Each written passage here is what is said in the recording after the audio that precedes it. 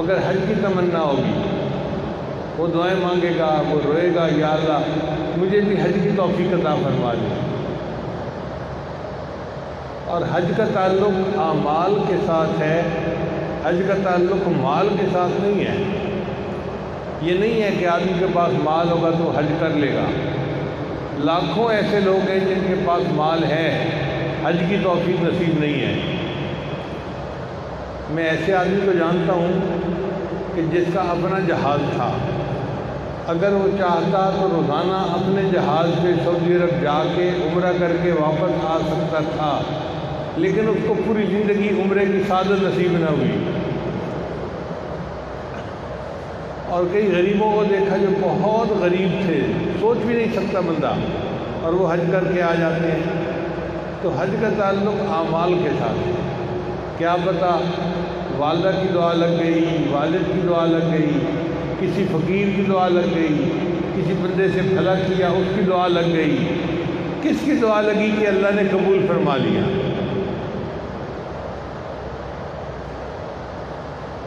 جامعہ شرفیہ کے شیخ العزیز تھے،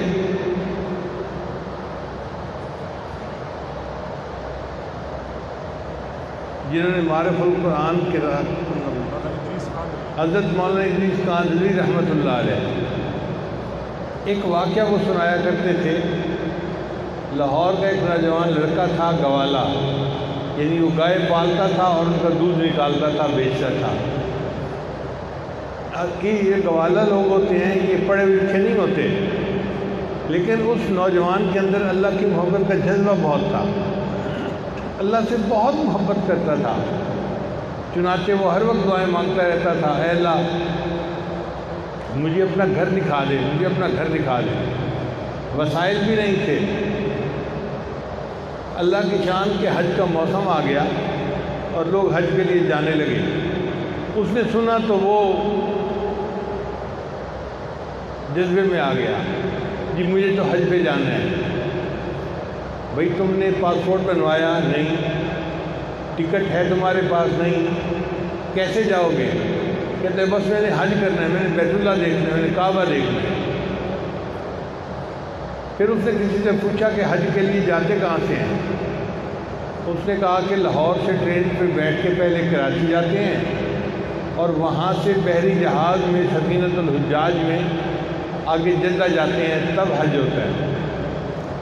وہ اللہ کی شان لاہور کے ریلوے اسٹیشن پر پہنچ گیا اور لوگوں سے پوچھتا پھر رہا ہے کراچی جانے والی ٹرین کہاں سے جائے گی؟ کسی نے بتا دیا کہ فلاں جگہ سے جائے گی۔ ٹکٹ اس نے کوئی نہیں خریدی ہوئی، بس اس جگہ پر جا کر کھڑا ہو گیا۔ جب ٹرین آئی اور چلی تو یہ بھی اس میں بیٹھ گیا۔ اب اس کو جو ٹرین کا کنڈکٹر گارڈ تھا اس نے دیکھ لیا تھا۔ اس نے پوچھا بھائی تمہارے پاس ٹکٹ ہے؟ کہتے جی ٹکٹ تو کوئی نہیں، میں نے تو حج پہ جانا ہے۔ اس نے کہا دیکھو میں تمہیں یہاں نہیں بٹھا سکتا، تم ایسے کرو کہ میرے کمرے میں آ کے بیٹھ جاؤ، میں تمہیں اپنے ساتھ بٹھا لیتا ہوں۔ اس طرح اس بندے نے اس کو کراچی پہنچا دیا۔ اب یہ کراچی جب ٹرین سے اترا تو لوگوں سے پوچھتا پھر رہا ہے جی میں نے حج پہ جانا ہے۔ لوگوں نے کہا اس کے لیے تو مدینہ الحجاج ایک جگہ بنی ہوئی ہے، تمہیں وہاں جانا پڑے گا۔ یہ رکشے والوں سے دوسروں سے یہی کہتا پھر رہا ہے مجھے مدینہ الحجاج پہنچا دو جی۔ کچھ لوگ تھے جو مدینہ الحجاج جا رہے تھے، انہوں نے جب اس کو دیکھا تو ان کا آپ بھائی آپ بھی ہمارے ساتھ رکشے میں بیٹھ جاؤ۔ اس طرح یہ مدینہ الحجاج پہنچ گیا۔ اب یہ وہاں پر روزانہ اس انتظار میں کہ میں حج پہ کب جاؤں گا۔ تیاری کوئی نہیں ہے، نہ کپڑے تیار ہیں نہ کوئی اور چیز تیار ہے، بس ایسے ہی جیسے بندہ پاگل ہوتا ہے نا، پاگلوں کی طرح یہ چل پڑا۔ چند دن کے بعد اس نے دیکھا کہ ایک جہاز لگا اور اس میں سواریوں کو بٹھایا گیا، مگر ان کا پاسپورٹ اور ان کی ٹکٹیں چیک کی گئیں اور پھر وہ جہاز چلا گیا۔ اس کو اندازہ تو ہو گیا کہ ہوتا کیا ہے۔ جب دوسرا جہاز لگا نا تو پھر اس نے بھی دل میں سوچا کہ میں نے بھی جہاز پہ سوار ہونا ہے۔ مگر یہ پاسپورٹ کے بغیر، ٹکٹ کے بغیر کیسے جا سکتا تھا؟ تو اس کے ذہن میں خیال آیا کہ یہ جو حاجیوں کا سامان لے کے جا رہے تھے نا نوجوان، یہ نوجوان جب جاتے ہیں تو ان کی وردی دیکھ کر، یونیفارم دیکھ کر کوئی ان سے ٹکٹ نہیں مانگتا، یہ سیدھا چلے جاتے ہیں۔ تو اس نے ایک نوجوان کو کہا کہ آپ جو سارا سامان لے کے اوپر جائیں گے اور تھکیں گے، کیا فائدہ؟ وردی مجھے دے دو، میں سامان لوگوں کا بھی پہنچا دوں گا، اور اینڈ کے اوپر جب خود اوپر پہنچوں گا نا تو آپ کو وردی نیچے بھجوا دوں گا، آپ کو وردی مل جائے گی اور سکون سے آپ بیٹھنا۔ وہ بھی کوئی کام چور قسم کا نوجوان تھا، چنانچہ اس نے بھی ہاں کر دی۔ اب اگلے دن جب جہاز لگا تو اس نے اس نوجوان کی وردی پہن لی اور سامان پہنچانے والا ایک ورکر بن کے جہاز کے اوپر چلا گیا، آتا رہا جاتا رہا، آتا رہا جاتا رہا، حتیٰ کہ جب اس نے دیکھا کہ سامان تو سارا اوپر چلا گیا، اس نے اوپر جا کے کپڑے بدل لیے اور کسی دوسرے بندے کے ذریعے وہ جو یونیفارم تھی وہ اس بندے کو نیچے بھجوا دی۔ اس طرح یہ بغیر کچھ دکھائے جہاز کے اوپر پہنچ گیا۔ اب جہاز میں تو اتنے ہزاروں لوگ ہوتے ہیں کہ دیکھنے سے تو پتہ نہیں چلتا کون حاجی ہے اور کون حاجی نہیں ہے۔ چنانچہ یہ کبھی ادھر بیٹھتا، کبھی ادھر بیٹھتا، کبھی اس کمرے میں، کبھی اس کمرے میں، اور جہاز چلتا رہا چلتا رہا۔ کوئی 10-15 دن لگتے ہیں جدہ پہنچنے میں۔ 10-15 دن کے بعد لوگوں نے بتایا کہ جی اب جدہ آنے والا ہے۔ اس کا ایک دوست بن گیا تھا، اس نے اپنے دوست سے کہا کہ مجھے بتا دینا کہ جدہ جہاز کب لگا ہے۔ اس نے کہا بہت اچھا، میں بتا دوں گا۔ لو جی ایک دن آیا، رات کے وقت جہاز جدہ پورٹ کے اوپر لگ گیا، ساحل کے اوپر۔ اس کے دوست نے اسے بتایا کہ بھئی جہاز تو لگ گیا ہے جدہ میں، سامنے عمارت نظر آ رہی تھی، پورٹ نظر آ رہی تھی۔ لو جی یہ نوجوان جہاز کے اوپر عرشے پہ چڑھا اور وہاں سے اس نے سمندر کے اندر چھلانگ لگا دی۔ اب دوسرا دوست جو ہے وہ یہ سمجھا تھا کہ شاید یہ تیراکی جانتا ہوگا اور یہ تیر لے گا، اس کو تو تیراکی آتی نہیں تھی۔ 2-4 اس نے ڈبکیاں کھائیں اور ہاتھ مارتا رہا۔ اللہ کی شان دیکھیں کہ یہ کسی نہ کسی طرح ساحل قریب تھا تو ساحل کے ساتھ جا کے لگ گیا۔ اب جب لگ گیا تو یہ ساحل سے باہر نکلا، سمندر سے باہر نکلا، اس کے منہ میں بھی پانی چلا گیا تھا اور نیند بیہوشی کی سی حالت تھی۔ یہ وہاں بے سدھ پڑا رہا۔ کوئی 3-4 گھنٹے کے بعد پھر اس کو محسوس ہوا کہ میں تو اب ہوش میں ہوں۔ اب یہ سوچ میں تھا کہ پورٹ کے اوپر تو دفتر بنا ہوتا ہے، وہ لوگ پاسپورٹ مانگیں گے، ٹکٹ مانگیں گے اور پھر جانے دیں گے، میرے پاس تو کچھ ہے نہیں، تو میں کیسے چلوں؟ اس نے کہا چلو میں دیکھتا ہوں یہ پورٹ کیسے بنی ہوئی ہے۔ یہ اٹھا اور اکیلا وہ جو دفتر تھے ان کو دیکھنے لگ گیا۔ اب پورٹ کے بالکل ساتھ جو پورٹ کا آفیسر تھا نا، Jeddah airport, Jeddah sea port کا، اس کا گھر تھا، اور جس طرف یہ تھا اس طرف ایک گرل لگی ہوئی تھی، لوہے کی دیوار نہیں بنی ہوئی تھی، تو نظر آتا تھا کہ صحن میں کیا ہو رہا ہے۔ یہ وہاں گیا تو اس نے عجیب منظر دیکھا۔ 2 بندے تھے، وہ ایک گائے کا دودھ نکالنا چاہتے تھے، مگر ان کو گائے کا دودھ نکالنے کی ٹریننگ نہیں تھی، تو گائے ان کو دودھ نکالنے نہیں دیتی تھی۔ چنانچہ تماشا بنا ہوا تھا، وہ دودھ کے لیے ہاتھ لگاتا، گائے لات مارتی، کبھی ادھر ہو جاتی کبھی ادھر ہو جاتی، اور دونوں لوگ بڑے تنگ تھے۔ اس زمانے میں ابھی ڈبے کے دودھ نہیں ہوتے تھے جو لے کے بچے کو مائیں پلا دیتی ہیں، تو مائیں اپنا دودھ پلاتی تھیں یا پھر گائے کا دودھ پلاتی تھیں۔ وہ آفیسر صاحب کا ایک بچہ تھا جس کو ماں کا دودھ کم پڑتا تھا تو گائے کے دودھ کی ضرورت ہوتی تھی، اس کے لیے اس نے گائے پالی ہوئی تھی، مگر چونکہ لوگوں کو گائے پالنے کا تجربہ نہیں تھا تو وہ گائے کا دودھ نکال نہیں سکتے تھے۔ اب یہ تھوڑی دیر یہ تماشا دیکھتا رہا، پھر اس نے وہ گریل جو تھی اس کو کھٹکھٹایا اور ان کو کر کے ایسے کیا کہ مجھے آتا ہے دودھ نکالنا، میں نکال دیتا ہوں۔ انہوں نے آ کے پوچھا قریب کہ بھئی کیا کہہ رہے ہیں؟ اس نے کہا کہ مجھے دودھ نکالنا آتا ہے، مجھے یہاں سے اس طرف لے جاؤ، میں نکال دوں گا۔ اب وہ جو بندے تھے وہ تو پہلے گائے کا دودھ نکالنے سے تنگ تھے۔ انہوں نے افسر کی بیگم کو بتایا کہ جی ایک مسافر ہے، کہتے ہیں کہ مجھے ادھر لے آؤ تو میں دودھ نکال دوں گا، مجھے طریقہ آتا ہے۔ اس نے کہا ٹھیک ہے۔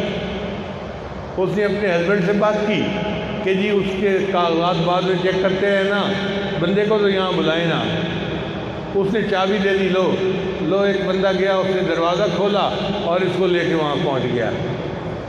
اب یہ تو تجربہ کار بندہ تھا، اس نے جا کے پہلے گائے کو نا تھپکی دی، تو اس کی تھپکی سے گائے سمجھ گئی کہ یہ تجربہ کار بندہ ہے، تو وہ آرام سے ایک جگہ کھڑی ہو گئی۔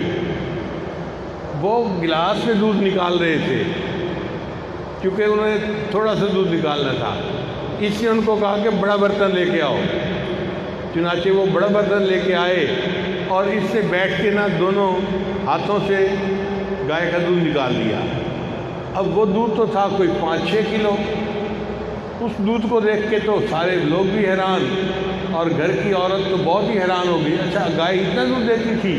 ہمیں تو 1 پاؤ آدھا پاؤ ملتا تھا جو بچہ مشکل سے پیتا تھا اور تنگ ہوتے تھے ہم۔ چنانچہ عورت بڑی خوش کہ میرے بچے کے دودھ کا مسئلہ حل ہو گیا۔ اس کا باپ رہتا تھا مکہ مکرمہ، اور وہاں اس نے بھی کچھ گائے پالی ہوئی تھی، مگر دودھ نکالنے کا مسئلہ تھا اس کو بھی، تو وہ بھی بیٹی کو بتاتا رہتا تھا کہ گائے تو رکھی ہوئی ہیں، کھانا بھی ہم دیتے ہیں، لیکن گائے دودھ نہیں دیتی، تھوڑا تھوڑا دیتی ہے، گلاس میں نکالتے ہیں۔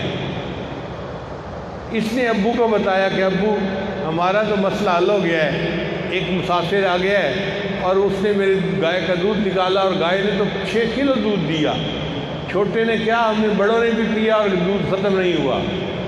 اس نے کہا بیٹا آپ ایسا کرو کہ اس بندے کو میرے پاس بھیج دو، میں اسے رکھوں گا، تنخواہ بھی دوں گا اور تمہارے لیے کوئی اور بندوبست کر دیں گے۔ چنانچہ اس مکہ والے بندے نے گاڑی بھیجی اور یہ بندہ گاڑی میں بیٹھ کے جدہ سے مکہ مکرمہ پہنچ گیا۔ اب جب مالک کو ملا تو مالک نے کہا بھائی میری اتنی گائے ہیں، ان کا دودھ نکالنا ہے۔ یہ اس کو کہے کہ مجھے تو حج کرنا ہے۔ وہ کہے اچھا بھائی تجھے حج میں کروا دوں گا، لیکن تو میرا کام تو کر۔ اس نے کہا جی جو کام ہے بتائیں میں کروں گا، لیکن مجھے حج کرنا ہے، مجھے بیت اللہ دیکھنا ہے۔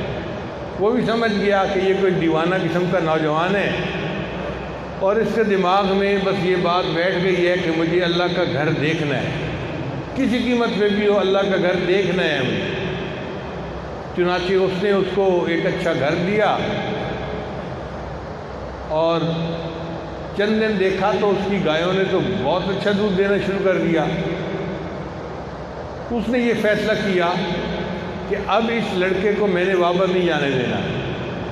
اس نے اس کو کہا کہ دیکھو بھائی آپ یہاں آئے ہیں، آپ کو میں حج بھی کرواؤں گا، اللہ کا گھر بھی دکھاؤں گا، مگر میں چاہتا ہوں کہ حج کے بعد بھی آپ یہیں پہ رہیں۔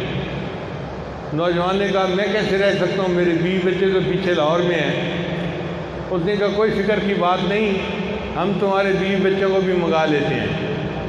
چنانچہ اس بندے نے نا اپنے داماد کو فون کیا جو پورٹ پہ تھا کہ جہاز نے تو ایک دفعہ پھر آنا ہے، تو یہ ایڈریس ہے، یہ نام ہے، ان لوگوں کو بھی آپ اپنے پاس بلوا لیں۔ اللہ کی شان دیکھیں جی، اس کی بیوی اور اس کے بچے بھی حج کے لیے وہاں پہنچ گئے۔ اس کا وہ دوست جس نے بتایا تھا کہ جدہ آ گیا ہے، وہ بڑا افسردہ تھا، چونکہ اس نے بعد میں اس کو دیکھا نہیں کہ میں نے اس کو کیوں بتایا کہ ساحل آ گیا ہے۔ اس نے تو سمندر میں چھلانگ لگا دی، پتہ نہیں بچا بھی کہ نہیں بچا۔ ایک دن حرم میں نماز پڑھ کے جا رہا تھا تو اس نے نا اسی لڑکے کو دیکھا، گوالے کو دیکھا، وہ نماز پڑھ کے جا رہا ہے۔ اس نے اس کو روکا، تو وہی نہیں ہے جو ہمارے ساتھ آیا تھا جہاز پہ؟ کہنے لگا ہاں وہی ہوں۔ اور تو نے سمندر میں چھلانگ لگائی تھی؟ کہتے ہیں ہاں میں نے سمندر میں چھلانگ لگائی تھی۔ کہتے ہیں کہ پھر تیرے ساتھ کیا ہوا، تو مجھے تفصیل بتا۔ یہ کہتے ہیں میرے ساتھ آؤ، پھر میں تفصیل بتاتا ہوں۔ چنانچہ وہ اس کے ساتھ گیا تو حرم کے باہر ایک بالکل نئی گاڑی کھڑی ہوئی تھی، یہ اس کے پیچھے بیٹھ گئے دونوں اور آپس میں باتیں کرنے لگے۔ تو گوالا نے بتایا کہ میرا مالک جو ہے وہ کوئی امیر آدمی ہے مکہ مکرمہ کا، اس کی 15-20 گائے ہیں، اس کا دودھ نکالنا ہوتا ہے، میرا صرف یہی کام ہے، اور میرا کام اس کو بہت پسند آ گیا ہے، اور اس نے میرے بیوی بچوں کو بھی منگوا لیا ہے، اور مجھے رہنے کے لیے ایک مکان بھی اس نے دیا ہے، اور آج صبح اس نے مجھے کہا ہے کہ یہ جو گاڑی مجھے حرم لاتی لے جاتی ہے نا، یہ گاڑی بھی میری ہے۔ اللہ نے گاڑی بھی دے دی، مکان بھی دے دیا، بیوی بچوں کو بھی پہنچا دیا، اور اس گوالے کو اللہ نے اپنا گھر دکھا دیا۔ ہم سے تو وہ گوالا ہی اچھا تھا جس کے پاس علم بھی نہیں تھا، لیکن اللہ کی محبت تھی، اور اس محبت کے بدلے اللہ نے اس کو گھر بھی دکھا دیا، اس کے بیوی بچوں کو بھی وہاں پہنچا دیا، اور اللہ نے اس کو وہاں پر گاڑی بھی دے دی، گھر بھی دے دیا، کھانے کے لیے جاب بھی دے دی۔ تو جب دل میں اللہ کی محبت ہوتی ہے تو پھر بندے کے لیے حج کرنا کوئی مشکل نہیں ہوتا، بس مانگیں، اللہ کے سامنے روئیں دھوئیں اور خوب مانگیں، جتنا مانگیں گے اتنا اللہ آسان فرما دیں گے۔ ہمارے لیے کام مشکل ہیں، اللہ کے لیے کوئی کام مشکل نہیں ہے۔ حضرت خواجہ عبد المالک صدیقی رحمۃ اللہ علیہ، امام العلماء والصلحاء، بڑا ان کا شروع میں دل چاہتا تھا کہ میں حج کروں، مگر اسباب نہیں تھے۔ ایک دفعہ خواب میں نبی اسلام کی زیارت نصیب ہوئی تو نبی اسلام نے ارشاد فرمایا، عبد المالک آپ ہمیں ملنے کے لیے نہیں آتے۔ عرض کیا ہے اللہ کے حبیب صلی اللہ علیہ وسلم، دل تو بڑا چاہتا ہے، وسائل نہیں ہیں، میں کیا کر سکتا ہوں؟ تو نبی علیہ السلام نے خواب میں فرمایا اچھا ہم کہہ دیں گے۔ نبی علیہ السلام کا جو یہ فرمانا تھا نا کہ ہم کہہ دیں گے، اس کے بعد ہر سال کوئی نہ کوئی جماعت کا بندہ حضرت کو آ کر کہتا کہ حضرت میری طرف سے حج کریں، کبھی ایک حج کرواتا، کبھی دوسرا، کبھی تیسرا۔ بلکہ اماں جی رحمۃ اللہ علیہ نے مجھے خود بتایا، وہ فرماتی تھی کہ ایسا بھی ہوتا تھا کہ 7 طرف سے ٹکٹیں آتی تھیں اور حضرت نے ایک سفر کرنا ہوتا تھا، اکیلے بندے نے سفر کرنا ہوتا تھا، اور 7 بندے کہتے تھے جی ادھر حج کریں، میری طرف سے حج کریں، میری طرف سے، میری طرف سے۔ اس کے بعد زندگی کے 27 سال زندہ رہے اور اللہ نے ان کو 27 سال حج کرنے کی توفیق عطا فرمائی۔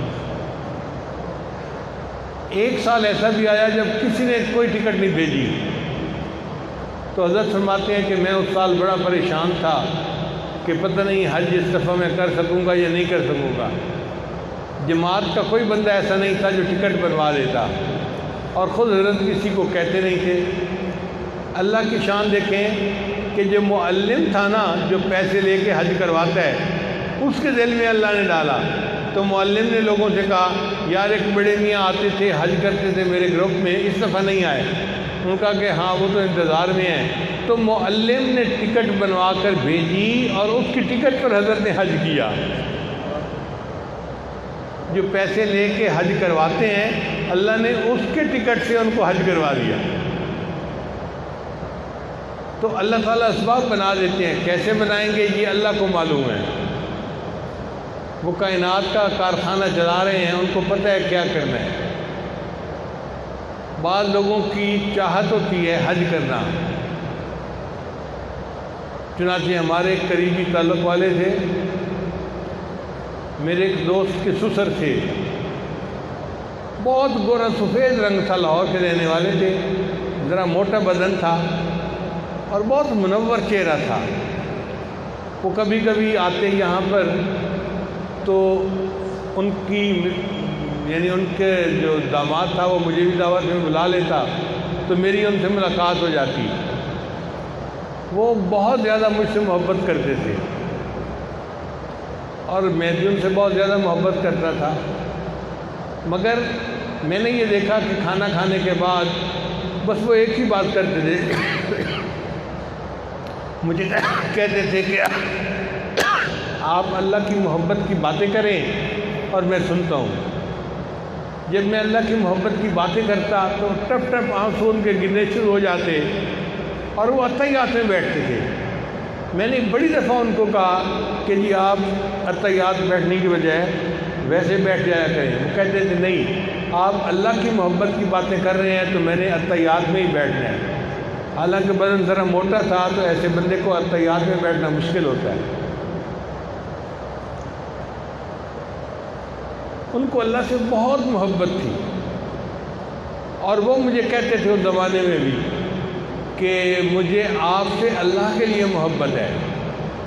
میں آپ کا دوست ہوں. اور مجھے شرم آتی تھی کیونکہ میری عمر چھوٹی سی تھی، میں لڑکا سا تھا، اور وہ سفید داڑھی والے بڑے بندے تھے، تو مجھے بڑی جھجک محسوس ہوتی تھی کہ یہ فرماتے ہیں کہ تم میرے دوست ہو. میں بچہ ہوں، میں ان کا دوست کیسے بن سکتا ہوں؟ لیکن میں چپ رہتا تھا. ان سے ایک دفعہ میں نے پوچھا کہ آپ کی زندگی میں سب سے زیادہ آپ کو محبوب کیا چیز ہے؟ وہ کہنے لگے میرا کاروبار بہت اچھا ہے، اور میرا ایک ہی شوق ہے، ہر سال حج کرنا اور رمضان کے آخری عشرے میں مسجد نبی کے اندر ہر سال اعتکاف کرنا. میں نے پوچھا کتنی حجیں کر لی ہیں؟ تو کہنے لگے کہ 32 حجیں تو مجھے یاد ہیں، اس وقت تک میں کر چکا ہوں. 32 حجیں اللہ نے ان کو کرنے کی توفیق عطا فرمائی، اور 32 مرتبہ انہوں نے رمضان مبارک کے آخری عشرے کا اعتکاف مسجد نبی میں کیا. پھر میں نے کہا کہ اب پھر آخری تمنا کیا بچی؟ کہنے لگے بس دعا کرو کہ اللہ مجھے آخری وقت میں وہیں مدینہ کی مٹی نصیب کر دے. اللہ کی شان دیکھیں، اللہ نے ان کی یہ بھی مراد پوری کر دی. رمضان مبارک کا مہینہ ہے، آخری عشرہ ہے، روزے سے ہیں. ریاض الجنہ کے اندر عصر کی نماز کے لیے کھڑے ہوئے، جماعت کے ساتھ نماز پڑھی. جب دوسری رکعت کے سجدے میں گئے تو سجدے سے اٹھے نہیں ہیں، سجدے میں ہی ان کی روح قبض ہو گئی. بندہ باوضو ہو، رمضان مبارک ہو، آخری عشرہ ہو، پھر ریاض الجنہ جیسی جگہ ہو، اور اعتکاف اور روزے کے ساتھ نماز پڑھ رہا ہو، اور نماز کی دوسری رکعت میں سجدے میں ان کی وفات ہوئی، اور ان کا جنازہ مسجد نبی میں پڑھا گیا، اور جنت بقیع میں ان کو دفن کر دیا گیا. ایک دفعہ مجھے کہنے لگے آپ نے آج اللہ کی محبت میں ایسی باتیں کی ہیں کہ میں وعدہ کرتا ہوں اگر قیامت کے دن میرا بس چلا تو میں آپ کو ڈبیا میں بند کر کے اپنے ساتھ جنت لے کے جاؤں گا. اگر میرا بس چلا تو میں قیامت کے دن ڈبیا میں بند کر کے آپ کو اپنے ساتھ جنت لے کے جاؤں گا. اب مجھے ان کی باتیں یاد آتی ہیں تو اب میں کہتا ہوں کہ ہاں میں ان کا دوست تھا، کیونکہ مجھے کیا پتا تھا وہ کتنے بزرگ ہیں اور کتنے اللہ کے ہاں مقبول بندے ہیں. تو اللہ تعالیٰ 32 حجوں کی بھی توفیق دیتا ہے، 32 مرتبہ اعتکاف کی مسجد نبی میں بھی توفیق دیتا ہے، اور آخری وقت جو ہے وہ مسجد نبی میں ریاض الجنہ کے اندر سجدے کے اندر اللہ معطا فرما دیتا ہے. اس کا تعلق محبت کے ساتھ ہے. جتنا اللہ سے ہم مانگیں گے اتنا اللہ تعالیٰ یہ نعمتیں ہمیں بھی عطا فرمائیں گے. آج کل چونکہ موسم حج ہے لہٰذا ہمیں دعائیں تو کرنی چاہیے. ہو سکتا ہے کہ حج کی پالیسی ایسی ہو کہ اس دفعہ لوگ نہ جا سکیں، مگر ایک بات پکی ہے کہ حج کی پالیسی جو بھی بنی ہم نہ جا سکے، لیکن تڑپنے کی وجہ سے ہمیں کئی حجوں کا اللہ ثواب عطا فرما دے. یہ تڑپ رائگاں نہیں جائے گی، یہ فضول نہیں جائے گی. ہم اللہ سے 2 رکعت نفل پڑھ کے دعائیں مانگتے رہیں اور دعائیں کرتے رہیں. اگر مسائل ہوئے اور حج کرنے میں دشواریاں ہوئیں تو اللہ تعالیٰ حج کرنے والوں میں ہمارا نام شامل فرما لیں گے. اور یہ ہمارے لیے زیادہ اعلیٰ ہے کہ ہمیں بے شک ظاہر نہ جانے کا موقع ملے مگر حج کرنے والوں میں اللہ ہمارا نام شامل فرما لے. اس لیے دعا ہے کہ ان دنوں میں حج کے لیے دعا خود بھی مانگیے، ہمارے لیے بھی مانگیے. اللہ تعالیٰ امت مسلمہ کو یہ فریضہ اپنے وقت پر ادا کرنے کی توفیق عطا فرمائے، اور جن کے پاس اسباب نہیں ہیں اللہ تعالیٰ ان کو اسباب بھی عطا فرمائے. وآخر دعوانا ان الحمد للہ رب العالمین. توبہ کے کلمات پڑھا دیجیے۔ بہت سارے احباب مختلف جگہوں سے آئے ہوئے ہیں تو بیت ہونے کے لیے، توبہ کے کلمات پڑھنے کے لیے سچے دل کے ساتھ یہ کلمات پیچھے پیچھے پڑھتے جائیے۔ بسم اللہ الرحمن الرحیم، لا الہ الا اللہ محمد الرسول اللہ، آمنت باللہ وملائکتہ وکتبہ ورسلہ والیوم الآخر والقدر خیرہ وشرہ من اللہ تعالی والبعث بعد الموت، آمنت باللہ کما ہوا باسمائہ وصفاتہ وقبلت جمیع احکامہ اقرار باللسان وتصدیق بالقلب، اشہد ان لا الہ الا اللہ واشہد ان محمدا عبدہ ورسولہ، استغفر اللہ ربی من کل ذنب واتوب الیہ برحمتک یا ارحم الراحمین۔ ان کلمات کو پڑھنے سے ہم تو طائب ہو چکے ہیں۔ چند معمولات ہیں جن کو باقاعدگی سے کریں تو اللہ تعالیٰ دل کو منور فرمائیں گے۔ پہلا عمل ہے 100 مرتبہ استغفار صبح و شام پڑھنا، استغفر اللہ ربی من کل ذنب واتوب الیہ۔ دوسرا ہے 100 مرتبہ درود شریف صبح و شام پڑھنا، اللہم صلی علی سیدنا محمد وعلی آل سیدنا محمد وبارک وسلم۔ تیسرا عمل ہے قرآن مجید کی تلاوت 1 پارہ روزانہ کرنا۔ چوتھا عمل ہے چلتے پھرتے ہر وقت دل میں اللہ کو یاد کرنا۔ اور 5واں عمل ہے مراقبہ کرنا، 10-15 منٹ صبح، 10-15 منٹ شام۔ انشاءاللہ روزانہ مراقبہ کریں گے، دل میں اللہ کی محبت بڑھے گی اور آپ خود اس کو محسوس کریں گے۔ دعا ہے اللہ تعالیٰ سب کو اپنے مقبول بندوں میں شامل فرمائے۔ جزاکم اللہ خیر۔